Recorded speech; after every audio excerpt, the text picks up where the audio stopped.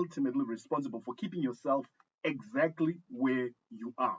So you need to have a strong enough reason to want to change your situation. Because there is an inborn and natural resistance to changing the status. That is a very natural key. resistance Yes. to change the status. Yes. Times people come to me and say, you know what, I really am not happy with the situation I'm in, with my current position, my position in society. I feel that I could achieve a lot more, maybe materially, maybe in terms of my position in society, in terms of my workplace. And then I normally give people a test. I say, listen, there's a book, for example, I can give an example of, say, Think and Grow Rich. There's a book called Think and Grow Rich. It is available online free of charge. Go and download it, read the whole book, and come back to me. Less than 1% of the people come back to me and say, I read that book, I did it. So that shows you the level of seriousness, that why is not strong enough. If you want to see another example of why I say that why is not strong enough, is that most people are not willing to do the work that is necessary to achieve what they want to achieve. Which is why you find one of the fastest growing businesses in Zimbabwe right now is betting shops, sports betting. Yeah. People want instant success. One of the fastest growing industries is prophecy. People want somebody who will wave a magic wand or speak in tongues and suddenly their problems are over. But you look at companies listed on the stock exchange, the best performing companies. If you look at their strategy, somebody had to work. They didn't win lotto. They didn't go to sports betting and suddenly the doors are opened.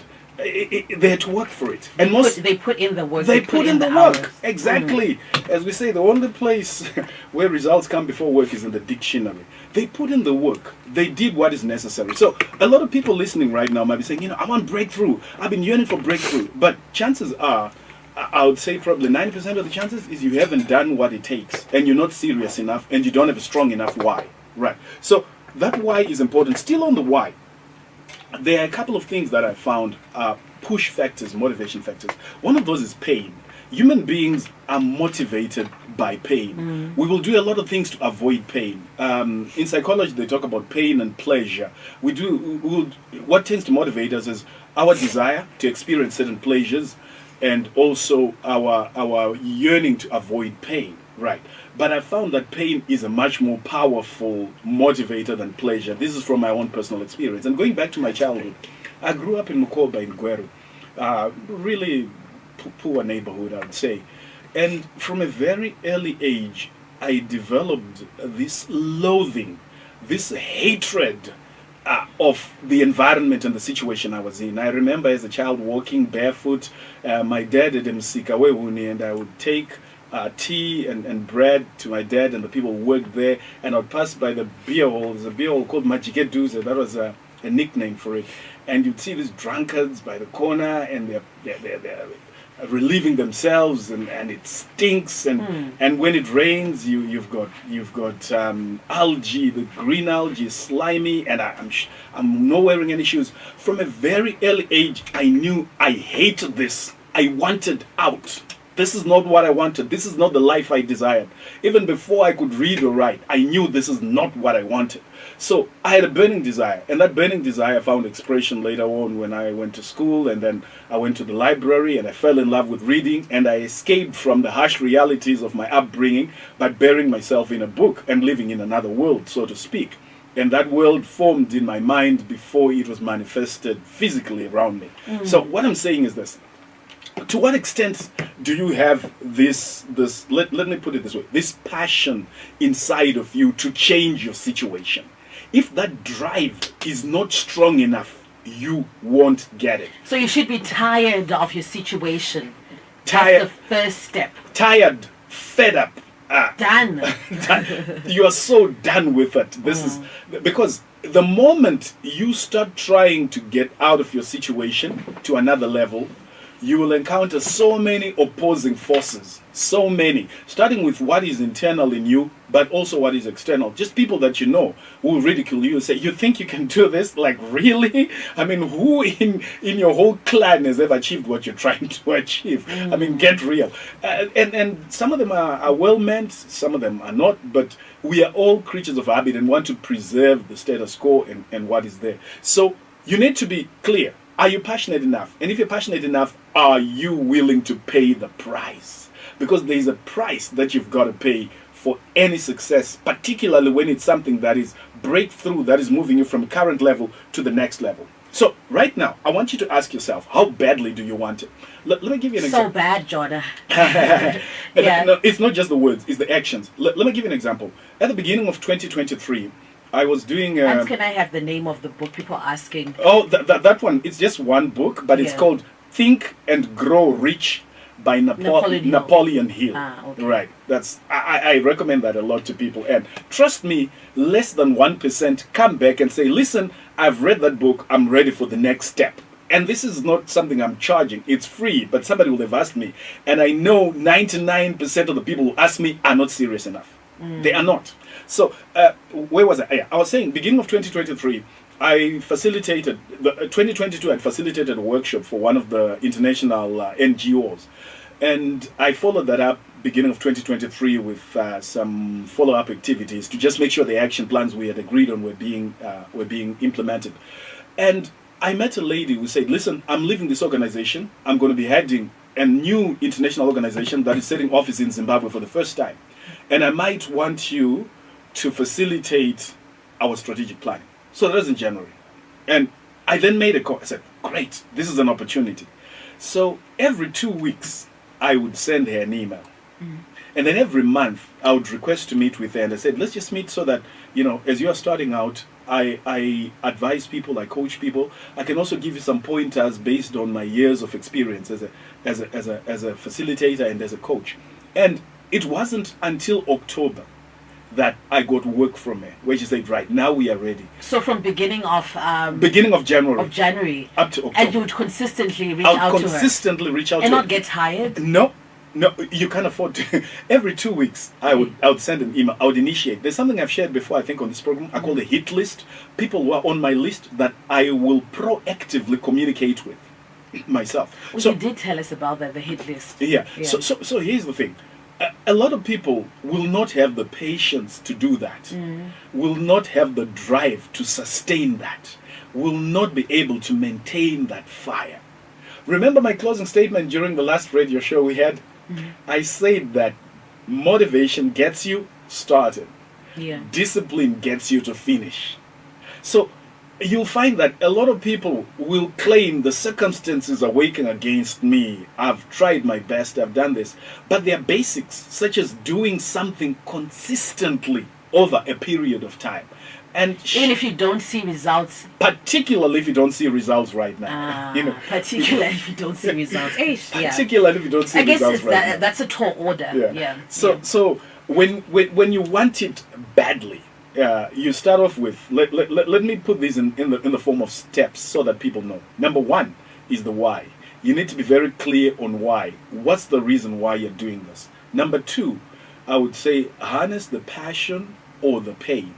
Either you've got a strong passion for what you want to do, and by strong, I don't mean like, I'm passionate, blah, blah, blah. Passion like you can do something consistently for the next 1 year, every single day without stopping. Maybe you're taking 10 minutes, 30 minutes, whatever, but you're consistently working on it. Then I know you're passionate. Pain is related to passion as well. I give the example of the pain I felt from my upbringing and how I absolutely hated it. Now, passion is a strong feeling of either hate or like for something. And ultimately, we are human beings that are driven by feelings. So if you have absolutely no feelings about what you're trying to achieve, if it doesn't drive you crazy that you're in this situation, either you're madly in love with what you're trying to do or you hate where you are, then you really will struggle to sustain it. So you got to be, there's what I call enlightened obsession. You got to be obsessed with what you want. It takes nothing short of obsession in this world to break through from your level to the next level. If it's average interest, then you're not likely to get it. So 1 was why. 2 was passion or pain, right? Number 3, you now need courage.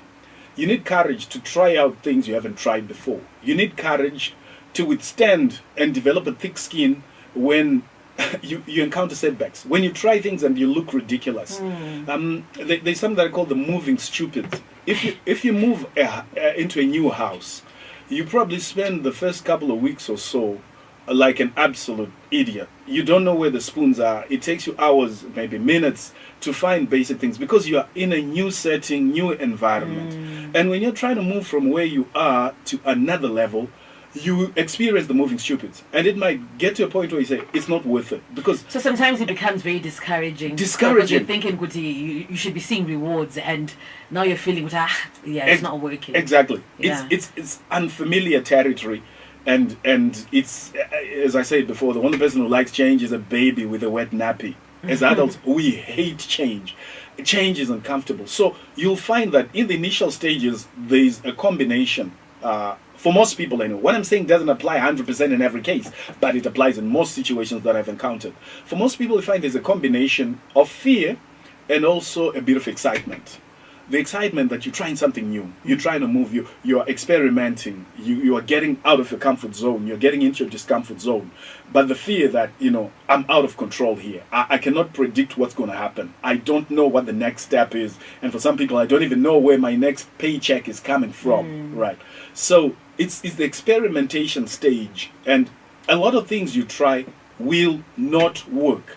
That's okay. So that's okay. That's okay. For most people who have achieved a remarkable success or noteworthy success, they had failures, a lot of failures. I guess people are not comfortable with the failure conversation. Yeah, I know. Yeah. And maybe it's something we can revisit in the future. But the point is this: you need to reframe failure. You need to reframe it. This morning I was speaking to somebody about a challenge that they're having. Their business is not doing so well, etc. And I give an example of a very famous Zimbabwean man who at one point was really at rock bottom. He was starting this massive project, and he now had a court case where he was trying to get licensing and he couldn't get the licensing. And then, Vikendi, at the height of his misery, there was a report on national television, and this before we had Open View and most people were not on DSTV, etc. So the whole country basically watched the same television channel. And on news, somebody came out and said, this businessman so-and-so, I've just evicted him from my house for failing to pay rent. And I was thinking, can you imagine the conversation that was going on in this businessman's bedroom with his wife?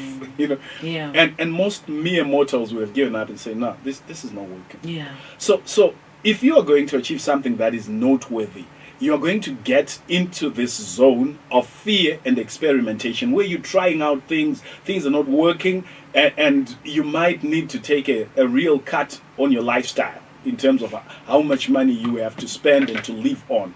And that's a price you should be willing to pay if you'd like to level up. For most people, that's what it takes, right? And I know there are exceptions. And the human mind likes to dwell on exceptions. So it's easier for me to get fired up about one person I know who won lotto and has suddenly got newfound wealth. But it's harder for me to then wrap it around my head that for that one person who won, there are maybe 6 million who tried, who never won, and who will never win, even if they were to live for 1,000 years. Those are the probabilities. But for the human mind is such that we want these shortcuts, and we want to believe the easy way out. But the majority of people will not win, which is why we have got thriving businesses that are running these betting shops, because they're making money from it. And where they're making money from you. They're not making money from anywhere else. They were making money from you. I wish we had more time, Jonah, but then thank you so much.